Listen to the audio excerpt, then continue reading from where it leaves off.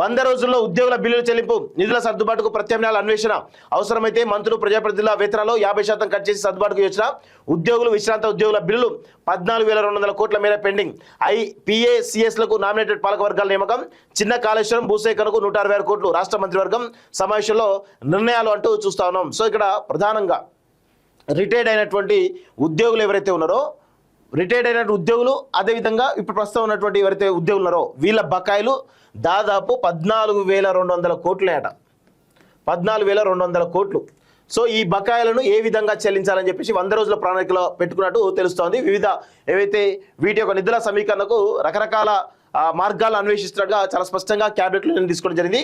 దీనిలో ప్రధానంగా ఇప్పుడు ప్రధాన విషయం ఏంటంటే, విశ్రాంత ఉద్యోగులు ఎవరైతున్నారో, రిటైర్డ్ ఉద్యోగులు ఎవరైతున్నారో వాళ్ళ యొక్క బెనిఫిట్స్ని ఇమీడియట్గా ఇవ్వాలి, లేకపోతే ప్రభుత్వానికి చాలా ఇబ్బందికరమైన పరిస్థితులు ఉన్నాయి అనేది చాలా స్పష్టంగా తెలుస్తూ ఉంది.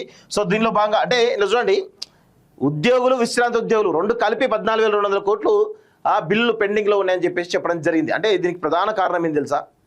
కేసీఆర్ అవలంబించినటువంటి విధానాల వల్ల ఈరోజు ఇవి ఇంత పెద్ద ఎత్తున పెరిగిపోయినాయి.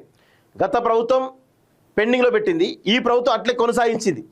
అదే జరుగుతూ ఉంది తప్ప వేరే ఏమీ లేదు అనేది చాలా స్పష్టంగా మనకైతే అర్థమవుతున్న విషయం అయితే కనబడతా ఉంది.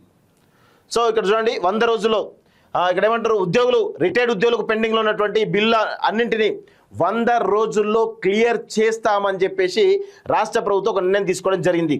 రిటైర్డ్ ఉద్యోగులకు చెల్లించాల్సిన ఆర్థిక ప్రయోజనం సంబంధించి 8,000 కోట్లు, రిటైర్డ్ ఉద్యోగులకు సంబంధించినటువంటి పెండింగ్ బిల్లు 8,000 కోట్లు, అదేవిధంగా ఉద్యోగుల బిల్లుకు సంబంధించి 6,200 కోట్లు, మొత్తం 14,200 కోట్లు పెండింగ్లో ఉన్నాయని వీటిని 100 రోజుల్లో చెల్లించేలా ప్రణాళిక రూపొందించాలని నిర్ణయించింది. అలాగే సమ్మెను విరమించాలంటూ ఆర్టీసీ ఉద్యోగులకు విజ్ఞప్తి చేసింది. ఎందుకు విరమించాలి? మీరు మేనిఫెస్టో ఎందుకు పెట్టడం జరిగింది? మేనిఫెస్టో పెట్టకపోతే పెద్ద చర్చ జరగదు. మేనిఫెస్టో చాలా స్పష్టంగా పెట్టడం జరిగింది కదా. వాళ్ళు ఎట్లా మీరు సమ్మె విరమించి ఎట్లా విజ్ఞప్తి చేస్తున్నారు? చర్చలు చేయాలి కదా, చర్చలు చేసి వాళ్ళకు సంతృప్తి పరచాలి కదా. ఏ చర్చలు లేవు, ఏం లేకుండా మీరు ఎట్లా సంతృప్తి పరుస్తారు? నాకు అర్థం కాదు. సో ఈ విధంగా మొత్తం క్యాబినెట్ భేటీ జరిగిందని చాలా స్పష్టంగా తెలుస్తూ ఉంది.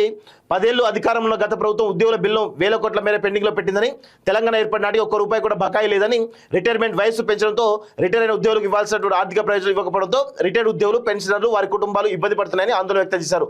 వారు ఆఫీసుల చుట్టూ, సచివాలయం చుట్టూ తిరిగే పరిస్థితి రాకుండా వెంటనే వారి బకాయిల చెల్లింపులకు తగిన చర్యలు చేపట్టాలని నిర్ణయం తీసుకున్నట్టు తెలిపారు. రాష్ట్ర ఆర్థిక పరిస్థితి దృష్ట్యా వీటిని వెంటనే ఇవ్వలేని పరిస్థితి ఉన్నప్పటికీ ప్రత్యామ్నాయ మార్గాలను అన్వేషించి అవసరమైన నిధులను సర్దుబాటు చేయాలని నిర్ణయించినట్టు వెల్లడించినట్టు చూస్తున్నాం. సో దీనిలో ప్రధానమైనటువంటి విషయం ఒకసారి చూద్దాం. క్యాబినెట్ నిర్ణయాలు ఏమున్నాయని చూద్దాం. పదవీ కాలం పూర్తయినటువంటి ప్రాథమిక వ్యవసాయ పరపతి సహకార సంఘాలకు నామినేషన్ పద్ధతిన పాలక వర్గాలు నియమించేందుకు మంత్రివర్గం ఆమోదం తెలిపింది. సో PACS ఏవైతే ఉన్నాయో, పాలక వర్గాలు ఏవైతే ఉన్నాయో వాటిని గతంలో ఎన్నికలు అనుకున్నారు, కానీ ఎన్నికలు కాదు, అవి నామినేషన్ పద్ధతిన కేవలం కాంగ్రెస్ వాళ్ళకే దక్కేటట్టుగా నామినేషన్ పద్ధతిన ఈ పాలకవర్గాలు నియమించేందుకు మంత్రివర్గం ఆమోదం తెలిపింది. ఒక చాలా కీలకమైనటువంటి నిర్ణయంగా కనబడుతోంది. గచ్చిబౌలి స్టేడియాన్ని ప్రైవేట్ భాగస్వామ్య పద్ధతిలో అభివృద్ధి చేయాలనే ప్రతిపాదనకు కేబినెట్ ఆమోద ముద్ర వేసింది. ప్రస్తుతం అందుబాటులో ఉన్నటువంటి 76 ఎకరాల్లో 64 ఎకరాల్లో 21 రకాల క్రీడలకు సంబంధించినటువంటి సౌకర్యం కల్పించడంతో పాటు అవుట్డోర్ స్టేడియం సామర్థ్యాన్ని 20,000 నుంచి 50,000కు పెంచాలని నిర్ణయం తీసుకున్నారు. స్విమ్మింగ్ పూల్ సామర్థ్యం పెంపుతో పాటు స్పోర్ట్స్ యూనివర్సిటీ ఏర్పాటు, క్రీడాకారులకు వసతి, శిక్షణ సౌకర్యాలు కల్పించడానికి ఆమోదం తెలిపింది. ఇది 2వ పాయింట్. 3వ పాయింట్, మంత్రి నియోజకవర్గ ప్రాంత ప్రజల చిరకాల కోరిక అయినటువంటి చిన్న కాళేశ్వరం ప్రాజెక్టుకు భూసేకరణ పూర్తి చేయాలని, దానికి సంబంధించి 166 కోట్లు కేటాయించడం జరిగిందని చాలా స్పష్టంగా తెలుస్తూ ఉంది. శ్రీపాద ఎల్లంపల్లి పరిసరాల్లో ఉన్నటువంటి హాజీపూర్ రెవెన్యూ పరిధిలో ఇంటిగ్రేటెడ్ ఆక్వా పార్క్ ఏర్పాటుకు మంత్రివర్గం ఆమోదం తెలిపింది. సో ఉద్యోగుల ఆర్థికేతర సమస్యలపై సీఎం ఆంధ్రజ్యోతి కథనంపై వదిలిన GAD క్యాబినెట్ భేటీలోనూ చర్చ అంటూ చూస్తా ఉన్నాం. సో ఇవి జరిగినటువంటి ప్రధానమైనటువంటి విషయం. సో ఈ ఎక్కడ అంటే మంత్రివర్గం కేవలం ఏ దిశగా ముందుకు పోతుంది, మంత్రివర్గ నిర్ణయాలు ఏవి ఉన్నాయనేది చాలా స్పష్టంగా మీకు అర్థం. ప్రధానంగా కీలకమైనటువంటి విషయాలు ఇటు కాళేశ్వరం పైన కానీ, ఉద్యోగులు రిటైర్డ్ ఉద్యోగుల విషయం బకాయిలు కావచ్చు, లేకపోతే ఇటు పాలక మండలి PACS పాలక మండలికి సంబంధించిన విషయాలు కావచ్చు, ఇక రకరకాల చిన్న నిర్ణయాలు కూడా తీసుకోవడం జరిగిందని చాలా స్పష్టంగా తెలుస్తూ ఉంది. సో ఇది క్యాబినెట్ నిర్ణయాలకు సంబంధించిన విషయం.